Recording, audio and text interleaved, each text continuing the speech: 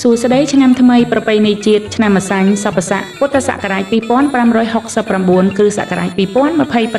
2025សូមជូនពរបងប្អូនប្រុសស្រីមានសុខភាពល្អប្រពៃជោគជ័យសិរីមង្គលគ្រួសារថ្កើងថ្កាន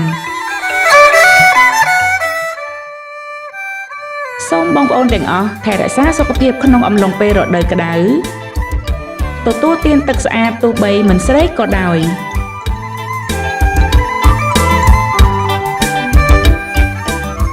នៅក្នុងផ្ទះឬក្នុងម្លប់ជៀសវាងការស្ថិតនៅក្រោមកម្ដៅថ្ងៃផ្ទាល់